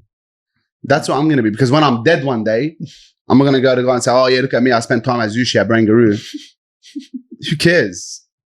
So, bro, I'm going hard. Like, I'm sorry, this podcast, like, oh, no, I'm just speaking out my mind. But Bash came up, Bash sat me down. He said to me, he goes, listen, he goes, if you're going to go out with your mates on Friday night and you're going to do the other stuff, he goes, that's not beneficial. He goes, I want to see you at church on Friday. I said to him, you know what? I said, you're right. I see. He goes to me, even if you don't like it, he goes, I'd rather you be at church than you indulge in stupidity. Not that what my mates do is stupid, but as in I'm not in God's like, you know, presence, or not presence, but I'm not in with my people. You know what I mean? Yeah. And I said to him, I looked at him, and this is what I'm saying, but I'm real. Is I could have just been like, nah, like it's not beneficial. But I sat down. I said to him, you know what? You're actually right. And the craziest thing is God healed all of my stuff through Friday nights. Everything. That's I actually came closer to God through Friday nights. Do you know how? Bro, like goosebumps right now. Because I'll tell you why later, but crazy stuff. Bro, I'm going to tell you a few things. Bro, at this point in my life, I was getting drunk off a lot of wines, different wines. I'm talking, relax. I'm talking. Yeah, like. I was getting other people's philosophies, other people's ideas, and I was sipping on all of them. And your brain was getting polluted. I was getting slurred, bro. I was walking around like slurred. That's why you probably see me like act in certain ways that I shouldn't be acting, you know? And the funniest thing was I was hating on the book of Acts. Because isn't this crazy? I literally said to you guys, this argument, Bash sent me this argument because I literally said, why are we doing Acts? You're going to lose all the youth kids. Bro, listen to me. Afterwards, God showed me through Acts, he answered every single one of my questions that I had. That's so funny. Everything that I was doubting, and you probably know what I'm referring to mostly. He showed me that this is the truth. And I listened to Bash, and I went there on the Friday night. I was obedient. I did it, and then God healed me through it. And then let me just add a few more things, and then you can speak. Bro, then this was happening. I was like inclining in like my faith. There's a lot of other different things, a lot of different factors. But there was also a Friday night. I shouldn't have said that. Doesn't really matter. I don't care. Say what? The Friday night. Just because they know the day now, but it doesn't really matter. But there was a day, Friday night, where I came to church. But when I came to church, bro, this day was a life-changing day for me. This was pretty recently too. I came to church, bro. I legit looked like I was in a state of shock. Like I was just like full, like pale. Like it was there. Like I didn't even know. Like my brain was like moving at 1,000 miles an hour. Something happened just before. And like with me, like look, if something happens, like if I'm acting like that, it's usually something that's pretty like, you know what I mean? I've been through quite a bit. So like if something like that has something pretty big. Anyways, 2 people actually said hi to me. I won't say who. They said hi to me at church. And like, I don't know if they realized that there was something like wrong with me. But yeah, like, and the fact that I came to bro, like people don't understand, bro. Like the fact that I came to church on that Friday night after what just happened, like insanity. Like you'd actually, if I told you, you'd probably think like I'm not normal. It's the same story as like when I went to work the next day after my dad. But like that's, I don't want to say that and not give context, but like my boss, I got the job of my dreams, and then my boss didn't reply to me. So I'm like, look, I have to go in. But then he said to me, go home later. So it's whatever. I just had to clarify. Yeah, that's fine. So I rock up to church on this Friday, and I'm there, and the study starts, and I'm just there, and bro, I can't pay attention. Like I just, like everything that just happened to me, I'm like, nah, I can't. Like I have to get out of here. I get up, I go to the front of the church, and I'm just sitting there at the front of the church the whole time. Bro, I'm sitting there, and I'm looking at like, bro, I just have like tears coming down my face, and I'm there for like 5 minutes. And then I don't know, like not in 5 minutes, maybe like 4 minutes. And then Yusuf comes and joins me.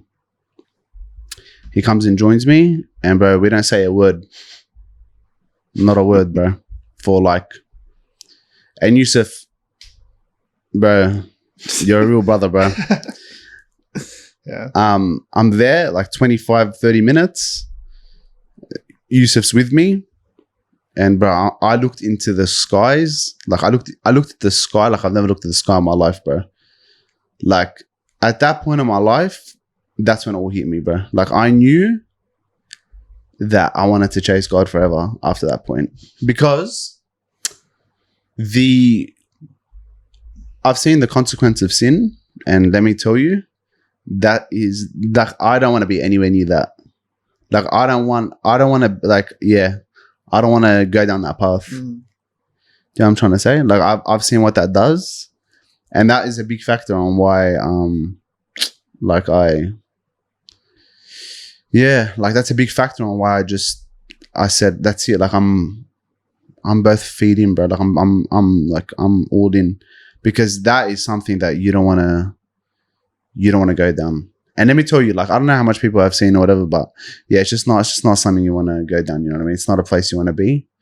And at that point, funnily enough, it's like my biggest struggle was having one foot in and one foot out. There was so much that I wanted to sacrifice for God, but at the same time, I didn't want to sacrifice at all.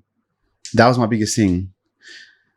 After that, bro, I sat there and I said, God, I'm giving you absolutely everything. And Yusuf prayed for me that night as well. And the funny thing was, but like Yusuf was the best possible person to be there, and he prayed for me, bro. And everything he prayed for was exactly what was going on. I was like, bro, what's going on? Yeah. Actual G, top G, bro. Listen, what was I saying?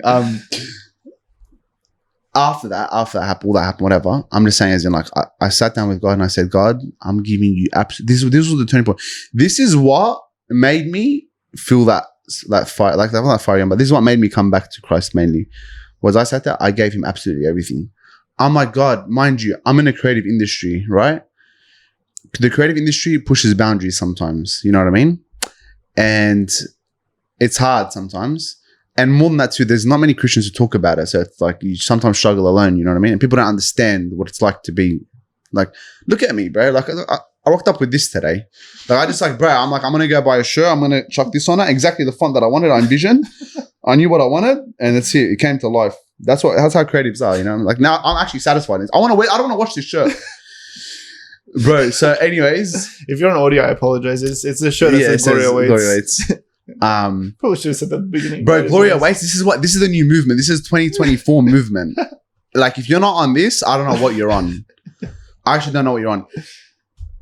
But yeah, so when I sat with God, I prayed with him. I said to him, God, I'm giving you absolutely everything. I'm like, my business, my finances, my life, my this, my future, everything. I'm like to him, I'm giving it all to you. I'm like, I don't want to indulge in anything that looks like sinful, that I feel like guilty about.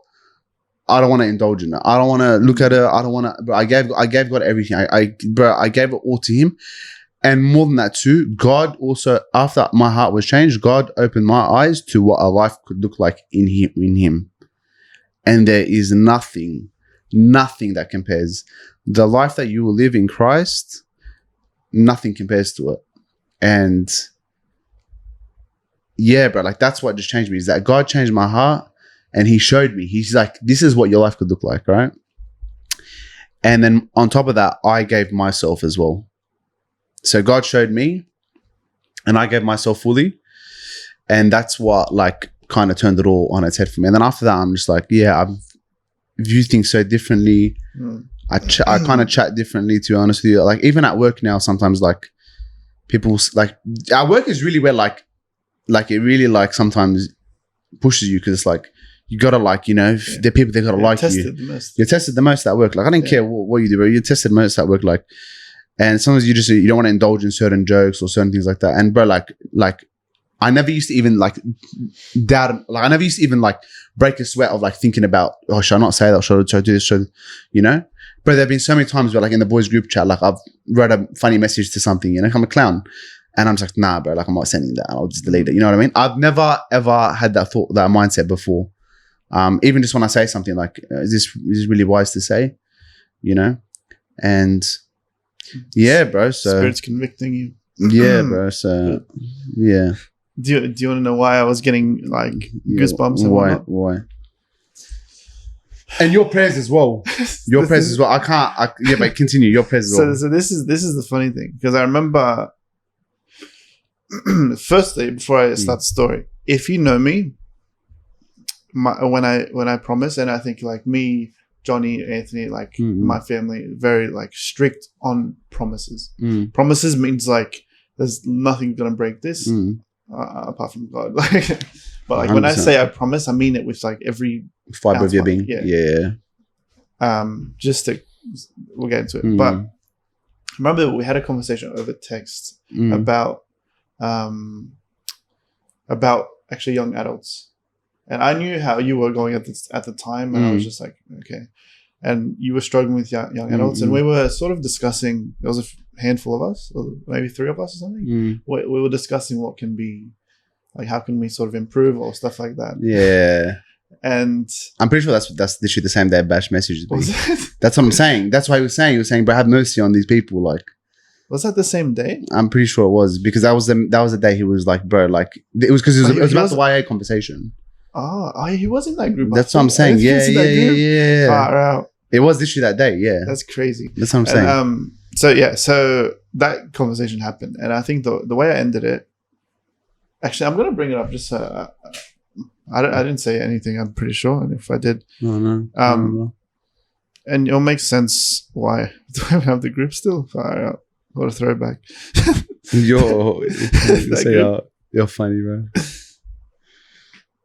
All right. Far out. It's a bit long. Yeah, maybe what are you gonna read? What you said to me? Yeah, what I said to you, bro. All right. I've had like live rebukings before, bro. Like actual. Wait, can I say one time at Mads' house, I was getting rebuked like hard, and Ashley was there. And I was getting like hammered hard. Like people don't know, like I get hammered, bro. I used to, not anymore. But bro, yeah, Ashley was there, and she just I just stopped midway through and looked at Ashley. I'm like, have you ever seen this before? She's like, no, but I'm very surprised at how well you're taking it. I'm like, oh man, this is nothing. This is light work. I'm like, this is easy work for me. Yeah. I'll just say where I promise, so I said, Mark, let me tell you this. God is my witness, and so is everyone else in this group chat. I promise that I will be praying for you and the YA. I promise you that you will see God move one way or another through the power of prayer. Whatever that is, whether that is in YA or in your personal life. And I said, you know how us Shaitanis are with our promises. Promises are unbreakable. Yeah, hey, shake my hand. Shake my hand. I love you, man. Yeah, that's hard. That's hard. I forgot you said that. But like, and I started praying. Like, I was genuine in my praying, because I was like, it's either the YA that's the problem or Mark. And of course, like the Bible study, it still can improve. Whatever. But man, like, that's insane. That's what. Yeah, and if it was that day, like that Bashar messaged you, and then, bro, like, no. This is, and I'll tell you one thing about you. I gotta say something about you, bro. You to me, like even like you to me, but I know people with freaking, they have all this stuff, right? You to me are one of the hardest. You know why? Listen, you know why? You have been going to this church for like 2 years. Yeah, I can guarantee it that you've probably prayed for more people in our church than anyone's prayed for anyone else. I don't know. No, I'm not even like, I can almost guarantee it, bro. Bro, me alone. I'm shouting so loud. That's right. Me alone, like honestly, and bro, I feel that love. I feel that. And you know what was funny? And I kind of mentioned this in my prayer as well. It was like, for the longest time, like, okay, like when my dad was in hospital and stuff, I said to myself, like, bro, no one loves you. That was my mindset. I'm like, bro, no one loves you. I just looked at it, I'm like, bro, like only your family loves you, you know what I mean? Like, we're sitting here in this hospital with him, like no one else loves you, you know what I mean? That was my view. But let me tell you, this is why, like, when I came to Graceway, bro, it flipped it on its head, bro, because bro, when I was being a delinquent at this stage, like when I was just away from God, I was coming to church. I was on rust till like 6 a.m. like on a Saturday, rocking up to church like at 9, like 11 o'clock, like just out of I was rusting my life away. And during that period, I was just like, wasting my life. I felt like I was gonna die. It was weird, bro. It was weird. I'm saying all this random stuff, but it's weird. But at that point, I didn't find out till later. Firstly, when that thing happened on that Friday night, I had to deliver something to Elaine on the following like 2 weeks. I said to her, listen, I can't get this done for you. You know, and I was full being serious. I was like, listen, like something's happened. I'm like, I can't really tell you what it is, but I got stuff to deal with. You know what I mean? And then she goes to me, no, all good, like no stress. And she saw that I was distressed, you know. And I think Elaine's known, like I've kind of gone through some stuff. So when I say something, she knows that it's probably serious, you know. Bro, and then throughout that week, bro, she was messaging me, bro. But like proper messaging me. She's like the best, man. She's the best. But when I saw that, I was like shocked. Like I was just like, what do you mean? Like, bro, she was sending me like message every day, like, I'm praying for you, get your mind off things, go for a walk, do some jujitsu. She was basically like, I was like, bro, I was like genuinely shocked, bro. And that same week, Badil messages me, you know, like I'm praying for you, you know, and this and that. And then like a few months later, when I start walking with the Lord, I'm talking to Sukoon, like in a kitchen. I'm talking to, and she goes to me, Mark, you know, before we went to America, she goes, you know, I was praying for you for like a month straight.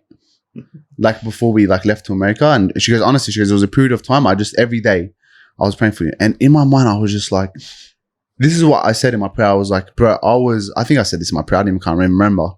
I was out in the world and these guys were here praying for me. Yeah, you did say that. Yeah. Like, who am I, bro? Who am I that these people would, and at that point I was like, nah, you know what? I was like, people actually do care for you, people actually do love you.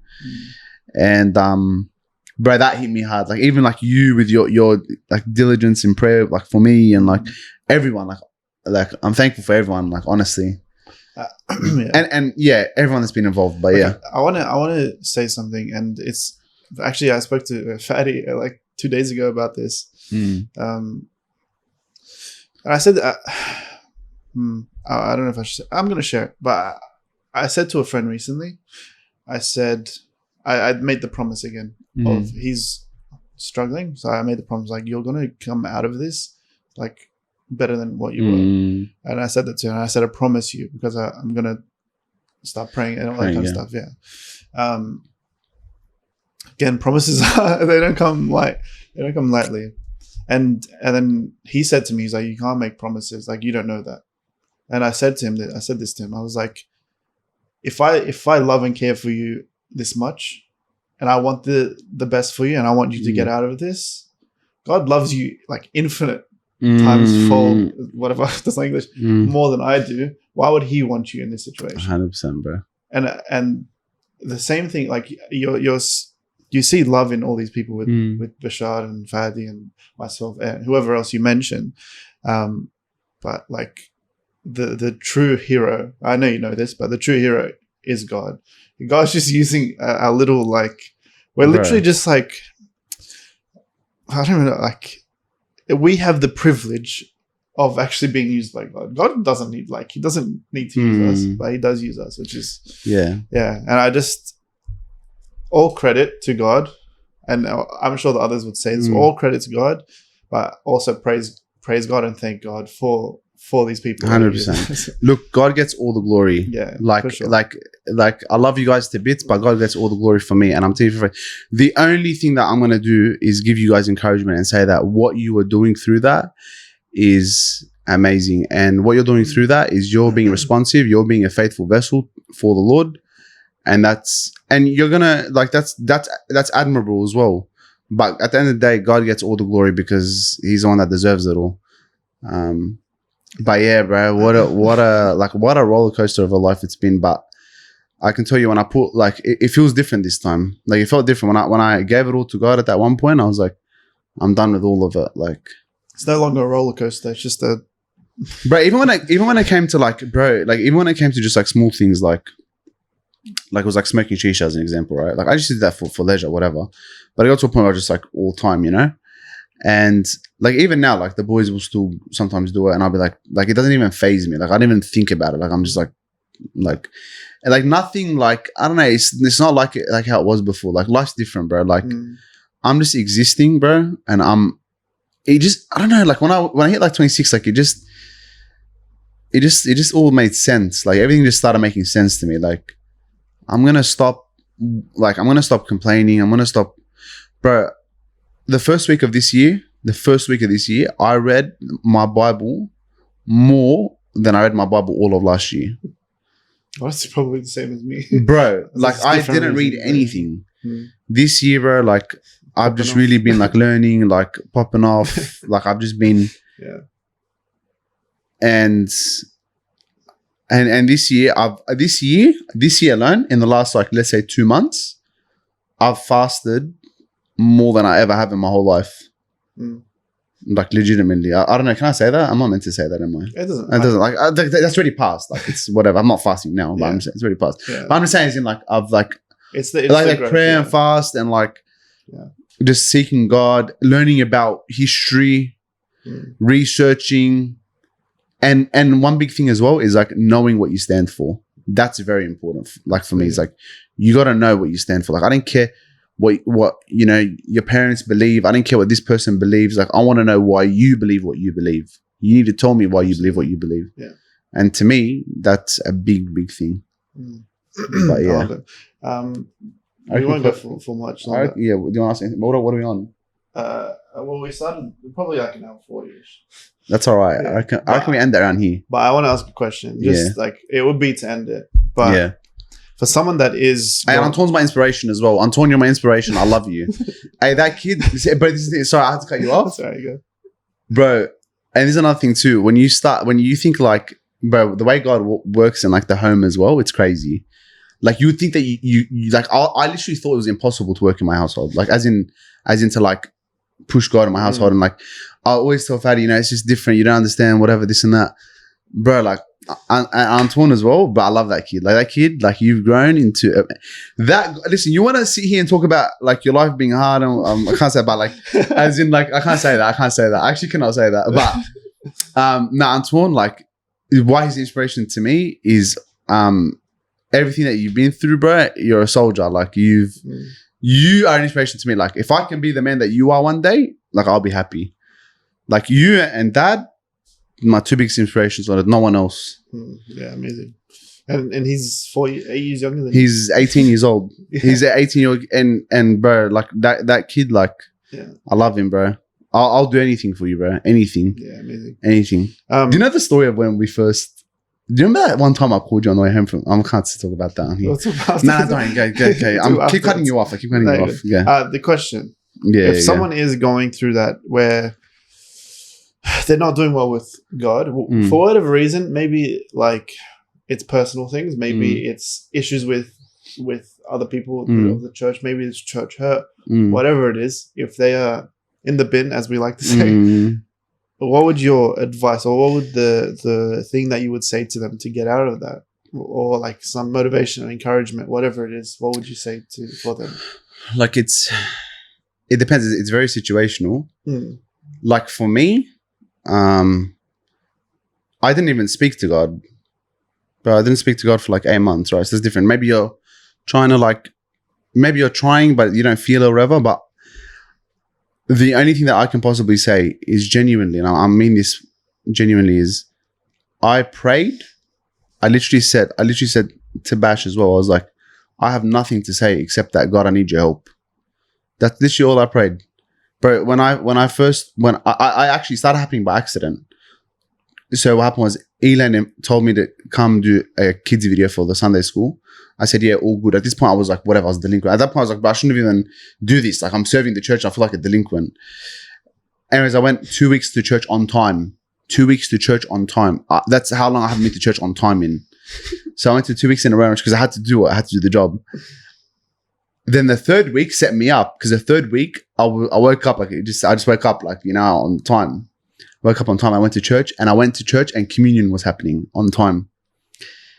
And I just took communion that Sunday. I walked in, they're handing out communion. I haven't had communion in like 7-8 months. They walk in, they're holding it. I looked at the communion and I was like, yeah, look, like, you know, I'm like, I'll take it. I'm like, I think it's time. It's like, I probably shouldn't, but I think this might help me. Because sometimes you think you shouldn't take it, but it can actually help you.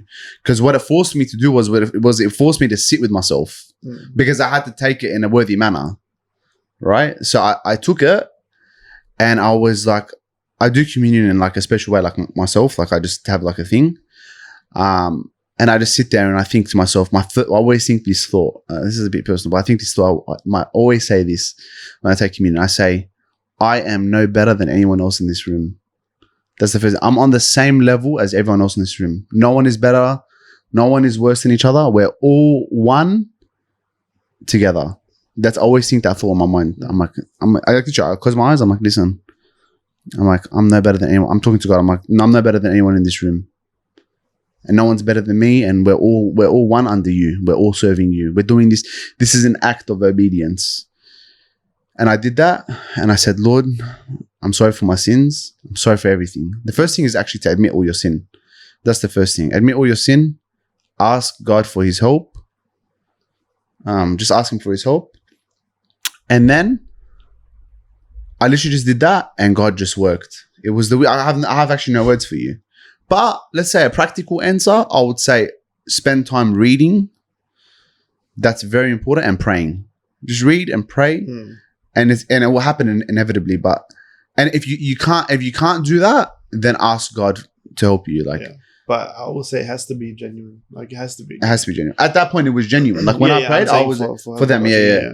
But that's what I was saying too. Like if I did that like with an ingenuine heart, it was like, at this point I'm like, bro, I need something needs to change you. Also, I'm gonna add. I know it's your advice, but I'm gonna add to it. Bro. Yeah, add. I mean, clearly from your life, people have had an impact. And what I would say is find a community, find people around you, bro, and don't push them away. Don't whatever. It doesn't matter if you've been hurt by church. It doesn't matter if you're hurting yourself. It doesn't matter. Like find people that actually genuinely love you and care for you. It might be extremely difficult. If it is difficult, come see me and I'll try to show you love. No, like community is a massive thing. Like community is the biggest thing by far. And I think if we don't have that, you're nothing. You're nothing. Listen, all of us at the end of the day, bro, we're nothing without people. That's what you need to understand. You think you're something, you're nothing. Yeah. I'm nothing without other people. I'm nothing without Jonah. I'm nothing without all my other brothers, all my other sisters. Listen, even you're on a film set with people, everyone has a different job. You want to get one thing done, you need a group of people. You're always going to need people. You're going to need people on your team, bro. That's it. It's as simple as that. If you have no one on your team, bro, you're a nobody. You make it to the top alone, you're a nobody, bro. I'm telling you now. Amen. I think we're good. Is there anything else you want to say? Or no, that's it. Honestly, I reckon I'll come back another time. Yeah, of course. Whatever, it's whatever. We can talk about something different. Maybe we can open up the word. I don't know. Yeah, we can anything. This podcast, whatever you want. But yeah, listen. My thing is one more thing that I want to say is while I'm like the way that I am now, like as in, like I hope to think that I'm walking in the right direction. I pray every single day. I pray, Lord, I literally say this every day. Lord, don't take your spirit from me. I always say, fill me with your spirit every day. Keep filling me. Because I've noticed that there's a difference of like accepting the spirit but being filled with the spirit. Do you know what I mean?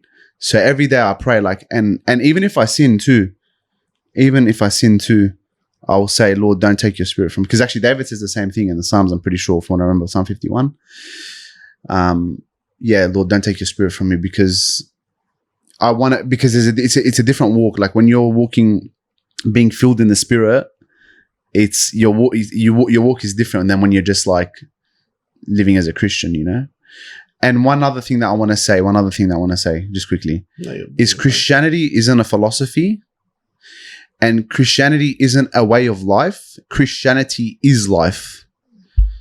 Yeah, that's just something I don't know if people are going to understand, but that's just Christianity is life. Yeah. It's not a philosophy. It's not a way. It's not a. It is life. It's what we were intended for. Yeah, it's literally the meaning of life. Exactly. People don't know the meaning of life. Exactly. It's to glorify God. Exactly. Everything we do. Exactly. Yeah. Well, I think it's fantastic. I think it's a very different episode. So I think probably all the episodes, especially at the start. Yeah. But it was good. I really enjoyed it. Did you like it? It was all right, eh? I just waffled. I felt like I spoke too much, but whatever. I mean, I get to speak every episode. So Yeah, it's fine. true. Thank you all for watching. Thank you, Mark, for coming on. Appreciate it. We will definitely see you again. Is this going to be released on Monday? Yeah. The next one? Yeah. I've heard it. It's all right, whatever. You couldn't just wait after I get. Yeah, I'm sorry. I've tried it. Who cares? Let him hear you. Yeah, I know. All right. Yeah, I guess that's it. Anything you want to shout out? Anything? No, I'm done. Are we taking a photo or something or not? We're off camera now. Off camera? All right. Peace.